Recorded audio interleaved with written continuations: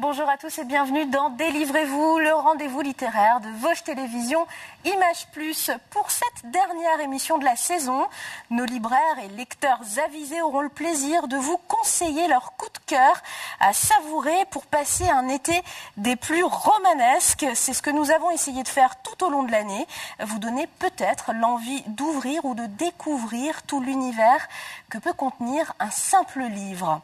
Pour nous accompagner dans cette dernière, je reçois Éric Marchal, auteur vosgien qui a récemment été gratifié du prix Carrefour pour le premier volet d'Influenza, publié chez Anne Carrière. C'est véritablement l'un de mes coups de cœur de cette année. Je suis ravie de recevoir cet auteur à l'occasion de la parution du tome 2 des aventures d'Alex Beaumont et d'Isor Dargrin, deux personnages pris dans la tourmente de la Seconde Guerre mondiale.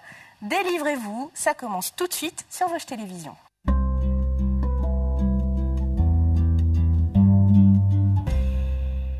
Éric Marchal, bonjour. Merci d'être sur ce plateau. Je le disais à l'instant, vous venez de faire publier chez Anne Carrière le tome 2 d'Influenza, Les Lumières de GN. C'est le titre de ce tome 2. Le tome 1, c'était Les Ombres du Ciel. On avait déjà beaucoup apprécié le tome 1 et là, on a énormément de plaisir à retrouver les personnages que vous nous présentiez dans la première histoire. Alors, en deux mots, c'est compliqué parce que c'est très très dense.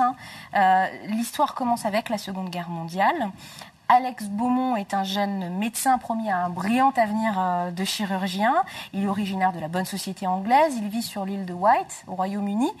Et ce jeune homme, un peu malgré lui, et bien malgré lui, se retrouve embauché par les services secrets de Sa Majesté pour une mission des plus périlleuses qui nous mène tout d'abord à Shanghai.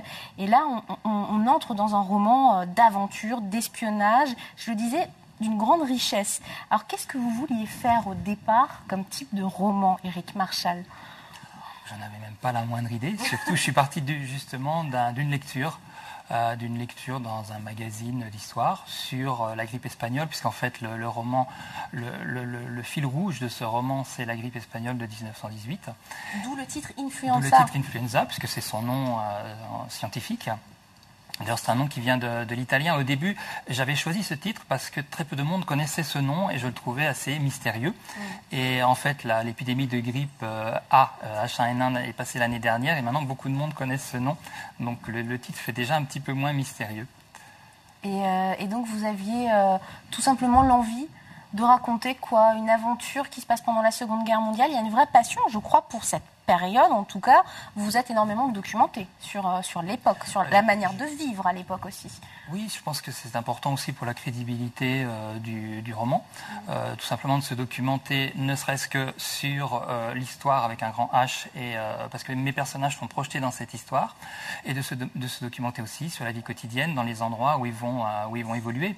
Et il se fait que par le plus grand des hasards, l'intrigue du premier tome se déroule principalement à Shanghai, parce que une chose qui est une réalité historique, c'est que l'épidémie de grippe espagnole, comme on l'appelle, n'a pas commencé en Espagne comme on pourrait le croire, mais a commencé en Chine. Tout simplement. Tout simplement, donc c'est à partir de ces différentes données que j'ai bâti une intrigue. Et que j'ai fait évoluer mes personnages. Initialement, je ne pensais pas qu'ils resteraient aussi longtemps à Shanghai, mais quand j'ai découvert l'endroit, le Shanghai des années 40, qui n'était pas encore en guerre, puisque la Chine était en partie envahie par les Japonais, mais le Japon n'avait pas encore déclaré la guerre, c'était juste avant. Et en fait, on retrouvait 60 communautés différentes dans une ville qui était menée principalement par le commerce, par l'opium aussi, par des gangs, énormément de trafic, et beaucoup de gens qui se croisaient, qui étaient à la fois des aventuriers, qui étaient parfois aussi des espions, qui étaient des gens qui faisaient du commerce officiellement. Et il y avait des gens qui avaient des doubles ou des triples casquettes. C'était vraiment, j'avais l'impression de me retrouver en lisant des documentaires sur le Shanghai des années 40 dans un vrai roman d'espionnage. Donc la ville pour moi était devenue un personnage en soi et c'est pour ça que j'en ai fait un des éléments importants du premier tome. Alors les personnages, on s'y attache à vos personnages.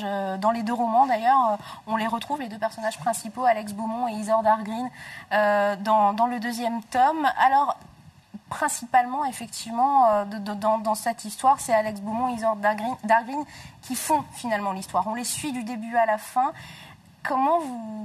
J'ai envie de vous dire quelle relation vous avez élaborée avec ces personnages. Parce qu'on a l'impression qu'au bout d'un moment, c'est eux qui vous mènent par le bout du nez, finalement. Oui, même pas que eux d'ailleurs. Je crois qu'un certain nombre de personnages dits secondaires, je les ai vus moi-même évoluer au fil du temps et ils sont devenus des personnages importants alors qu'au départ de l'écriture, j'imaginais pas leur donner une place aussi importante. J'ai vu des personnages évoluer dans leur caractère aussi, ne serait-ce qu'Alex, le personnage principal, parce qu'au début de la guerre, il y a en lui une certaine insouciance. À la fin du premier tome, cette insouciance, elle a disparu. On le retrouve au début du second tome sur l'île de Wight, 2 ans après. J'ai voulu une coupure d'ailleurs physique entre les 2 livres. Il n'y aura pas de tome 3 ou tome 4, ça c'est sûr. On sait exactement ce qui se passe à la fin. Mais j'ai voulu une coupure physique parce qu'il y avait une coupure de 2 ans entre les deux tomes. Et il est sur l'île de Wight. Il n'est plus du tout un brillant chirurgien de Sa Majesté dans un des hôpitaux de Londres. Il fait de la médecine généraliste. Il a repris donc le cabinet de son père. Et je crois que personne ne sait réellement pourquoi. Personne autour de lui, d'ailleurs, ne sait ce qui s'est passé. Personne ne sait qu'il a été pendant plusieurs mois à Shanghai.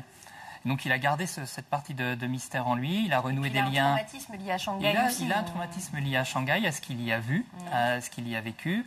La seule chose qui le lie encore à toute cette aventure au début du second tome, c'est le lien qu'il a à son père, puisque son père serait mêlé à l'épidémie de grippe espagnole, et lui, il veut toujours prouver que son père n'était pas quelqu'un qui a permis la dissémination du virus en 1918. Alors là, vous touchez à quelque chose de fondamental. Finalement, c'est un ressort dramatique assez courant dans le roman d'aventure.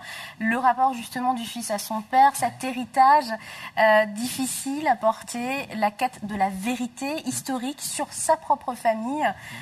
Tout cela, c'était comme ça des éléments que vous aviez envie de mettre dans le personnage pour lui donner un petit peu plus de consistance, hein, j'imagine, encore.